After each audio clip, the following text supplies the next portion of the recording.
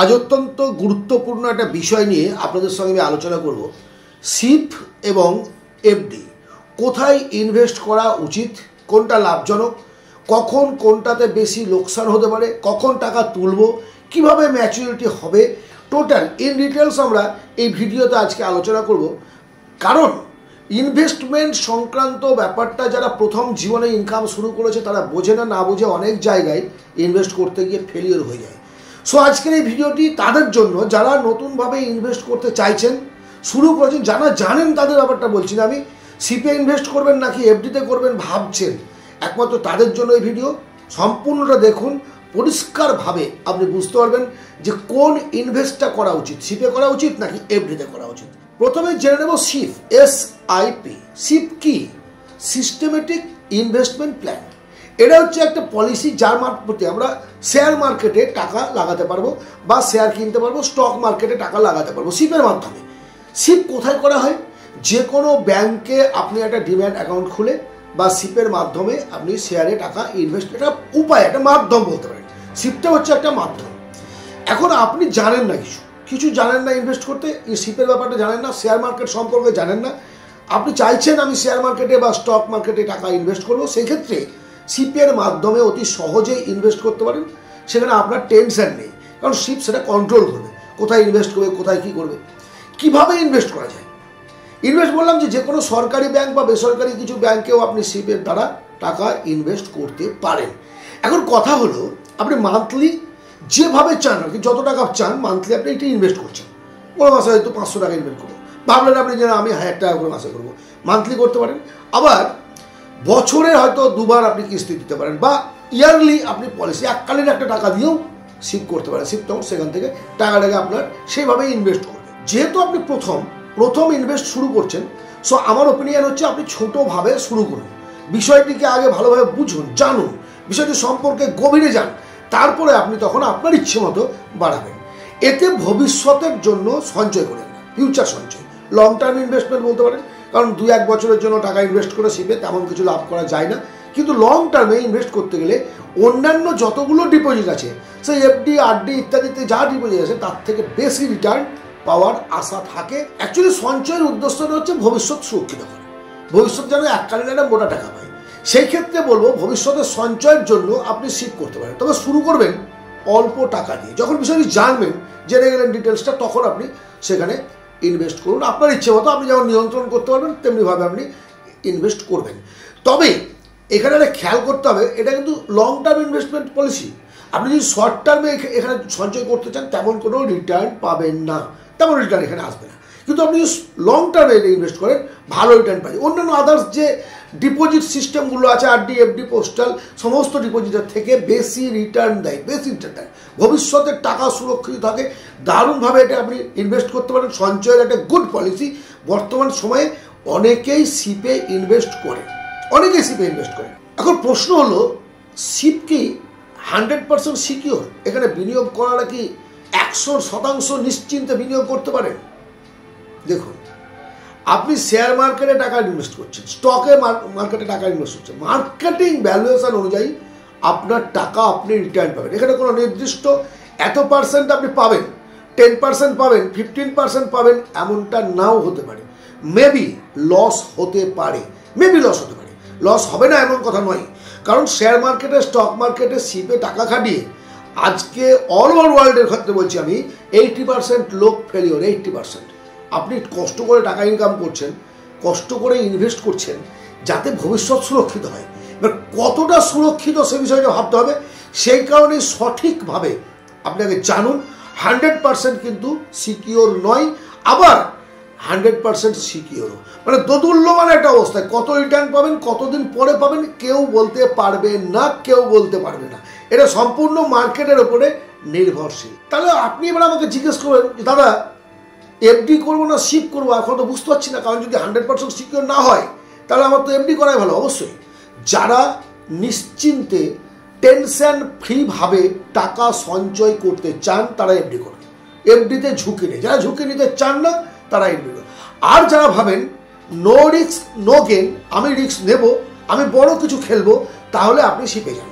কারণ সেখানে আপনার টাকা লসও হতে পারে, আবার লাভ হলে অনেক গুণ লাভ হতে পারে, অনেক গুণ, যা বলা যাবে না। কতটা হবে সেটা আমি বলতে পারবো না, আপনি ক্যালকুলেশন করে বুঝতে পারবেন না। কারণ এই বছর দেখা গেল আপনার টাকাটা লসে চলছে, পরের বছর আবার ডবল হয়ে গেছে, তারপরের বছর মেবি লস, তারপরের বছর 3 গুণ হয়ে গেছে। অটোমেটিক্যালি ওখানে কিন্তু ঝুঁকি আছে, সিপে ঝুঁকি আছে, কিন্তু লাভও আছে।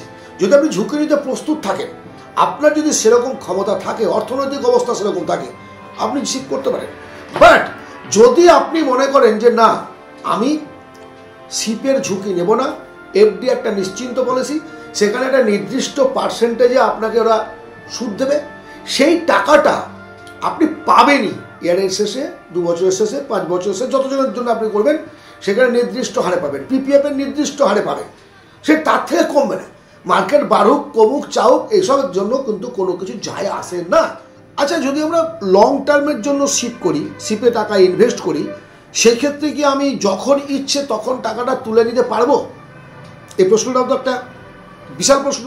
কারণ আমি জানি এফডির টাকা আমরা ইচ্ছে করলে তুলে নিতে পারি, আরডির টাকা তুলে নিতে পারি, কিন্তু সিপের ক্ষেত্রে কি সেটা সম্ভব? ইয়েস, সম্ভব। তবে যদি আপনি 1 বছরের মধ্যে টাকাটা তুলে নিতে চান, সেক্ষেত্রে আপনার কিছু ফাইন লাগতে পারে, কিছু লস হতে পারে। লস তো এমনিতেই হবে, কিন্তু ফাইনও আপনাকে লাগতে পারে 1 বছরের জন্য যদি তুলে নিতে পারেন আপনি, যেটা এফডি আরডির ক্ষেত্রে নয়। কিন্তু এফডির ক্ষেত্রে সেটা নয়, খুব সামান্য পরিমাণে আপনার যতদিন থাকলো ততদিনের একটা ইন্টারেস্ট নিয়ে আপনি টাকাটা ফেরত পাবেন। তবে আমি বলবো যে আপনি যদি সিপে সেইভাবে আপনার মানসিকতা থাকে যে আমি আজকে ইনভেস্ট করলাম, মেবি আমি হয়তো 1 বছর পর তুলে নেবো বা 2 বছর পর তুলে নেবো, আপনি শর্তাবলী যেটা থাকে, যে ফর্মটা দেয় সেখানে শর্তাবলী লেখা থাকে, তো সেগুলো ভালোভাবে জেনে তারপরে সেই জায়গায় ইনভেস্ট করবেন, যে কতদিন আপনি তুলতে পারবেন না, টাকাটা ব্লক হয়ে থাকবে কিনা। এক একটা ব্যাংকের এক একটা সিস্টেম, এক একটা কোম্পানির এক এক রকম সিস্টেম, সেইটাকে আপনাকে জেনে নিতে হবে। আপনি যার কাছে সিপ করছেন, যার কাছে অ্যাকাউন্ট খুলেছেন, ডিম্যাট অ্যাকাউন্ট হোক বা এসআইপি টাকা সঞ্চয় করার জন্য, তার কাছে কি জানুন, ডিটেলসটা জেনে নিয়ে তারপরে আপনি ইনভেস্ট করবেন। এই যে গোটা বিষয়টি আমি আলোচনা করলাম, আমি কোন পক্ষে, আপনি আমাকে জিজ্ঞেস করবেন যে দাদা আপনার মতামত কি, আমি এফডি করবো না সিপ করবো? এই খুব গুরুত্বপূর্ণ একটা, এই প্রশ্নটা গুরুত্বপূর্ণ। আমাকে অলরেডি অনেকেই বলেছেন, অনেকেই, যে স্যার আপনি শেয়ার মার্কেট নিয়ে, স্টক মার্কেট নিয়ে, সিপ নিয়ে ভিডিও করুন। 2-4টা ভিডিও মধ্যে আছেও, আমার এই চ্যানেলে 2-4টা ভিডিও আমি পোস্ট করেছি। বাট যেটা নিশ্চিত নয় সেই বিষয়ে আমি আপনাদের সঙ্গে কখনো আলোচনা করব না, কখনো আলোচনা করব না। কারণ দুটো টাকা ইনকাম করতে কতটা পরিশ্রম করতে হয় সেটা আমি জানি। আমার জীবনের গত 30 বছরের অভিজ্ঞতায় বলছি, বিভিন্ন জায়গায় বিভিন্নভাবে সঞ্চয় করে কোথাও লাভবান হয়েছি, কোথাও লস করেছি, বিভিন্নভাবে এগিয়ে গিয়ে অনেক কষ্টে আজকে এই জায়গায় এসেছি। সো টাকা পয়সা সঞ্চয়ের ব্যাপারটা একমাত্র আপনার নিজস্ব চিন্তার উপর নির্ভরশীল হওয়া উচিত, কারোর দ্বারা নয়, আমার দ্বারা নয়, অন্য কারোর দ্বারা নয়। কারণ ইনকামটা আপনি করছেন, ভবিষ্যৎ তৈরি করবেন আপনার জন্য, আর আপনি অন্যের কথায় সঞ্চয় করে দিলেন, আপনি যেটা বোঝেন না সেখানে সঞ্চয় করে দিলেন, দিয়ে আপনার ফেলিওর হয়ে গেলেন। আমার ব্যক্তিগত অভিমত হচ্ছে আপনার জীবনের শুরুতে আপনি সিপ করবেন না। আপনি যদি সম্ভব হয় এফডি করুন, আরডি করুন, টাকাটাকে ইনভেস্ট করুন। বলেছি, বিভিন্ন ভিডিওতে বলেছি, আপনার জীবনের এমার্জেন্সি ফান্ড আগে তৈরি করুন। আগামী 6 মাসের বা 1 বছরের যে খরচ আপনার পরিবার চালাতে হয়, সেটা লিকুইড মানি হিসেবে ব্যাংকে এফডিতে হোক বা সেভিংস অ্যাকাউন্টে হোক ফেলুন। সেভিংসে রেখে লাভ নেই 3-4% ইন্টারেস্ট, বরং 6-7% ইন্টারেস্ট পাওয়া যায়। এফডিতে আপনি এফডি করে রাখুন, যখন ইচ্ছে তুলতে পারবেন। দেন বলেছি হেলথ ইন্স্যুরেন্স করুন। দেন বলেছি যে আপনাকে একটা টার্ম ইন্স্যুরেন্স নিতে হবে। টার্ম ইন্স্যুরেন্স, লাইফ ইন্স্যুরেন্সের ক্ষেত্রে টার্ম ইন্স্যুরেন্সে যেতে হবে আপনাকে। তারপরে যে উদ্বৃত্ত টাকা, সেই টাকার একটা অংশ 10% হয়তো উদ্বৃত্ত টাকার বলেছি, এতগুলো করার পরে উদ্বৃত্ত টাকার 10% আপনি অবশ্যই সিপে ইনভেস্ট করতে পারেন। মেবি অনেক টাকা বেড়ে যেতে পারে, আবার লসও হতে পারে। আবারও বলছি, সিপ, শেয়ার মার্কেট ইত্যাদির ক্ষেত্রে প্রথম জীবনে ঝুঁকি নেবেন না, যে যতই বলুন।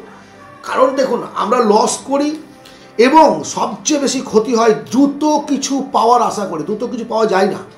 যারা রতন টাটা আজকে আপনার মানে বিশাল বিশাল অঙ্কের অ্যামাউন্ট তৈরি করে চলে গেছেন, কিন্তু তার জায়গাটা পৌঁছাতে তাকে 50 বছর পার করতে হয়েছে।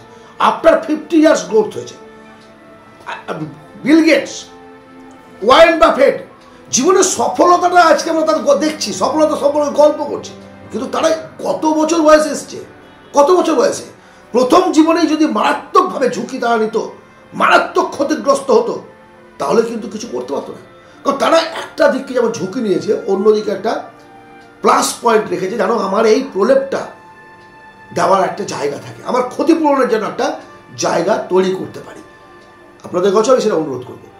জীবনটা আপনার তো, কারোর দ্বারা প্রভাবিত হয়েছে। আমার একটা এলআইসি এজেন্ট বন্ধু আছে, বললাম এলআইসি করে নিলাম, কেউ এসে বলছে আমাকে সেটা জিআইসি করে নিলাম, জিআইসি করে নিলাম, শেয়ার মার্কেট সম্পর্কে আমি বুঝি না কিছু, একদলের দ্বারা করে নিলাম, দিয়ে সারাদিন কেউ ঘুমটা আরাম হয়ে। আপনি মোবাইলে সবসময় দেখতে থাকবেন কত টাকা আপ গেল, কত টাকা ডাউন গেল, কত টাকা আপ গেল, ডাউন গেল, রাতের ঘুম কামা হয়ে যাবে। যদি শান্তি চান, জীবনে প্রকৃত ধনী মানে কি? প্রচুর টাকা, মানসিক শান্তি, অর্থনৈতিক দিক থেকে শান্তি, কোনো টেনশন থাকবে না। এটাই তো জীবন।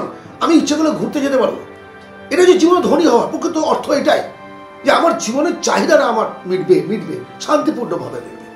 সো আমি বলবো আপনার ইনকামের টাকা কোথাও যেন নষ্ট না হয়, একটা টাকাও যেন নষ্ট না হয়, সেইভাবে নিজেকে তৈরি করুন, জানুন, বুঝুন, বই পড়ুন, ভালোভাবে জ্ঞান অর্জন করুন, তারপরে ইনভেস্ট করবেন, তারপর করবেন, শিপে করবেন, গোল্ডে করবেন, ল্যান্ডে করবেন, যেখানে ইচ্ছে করবেন, আগে জেনে করবেন, কারোর দ্বারা শুনে নয়, কারোর দ্বারা শুনে নয়। এ বিষয়ে পরবর্তীতে আমি আরও ভিডিও নিয়ে আসবো, আরও, কারণ আমি চাই না যে কেউ ফেলিওর হোক জীবনে।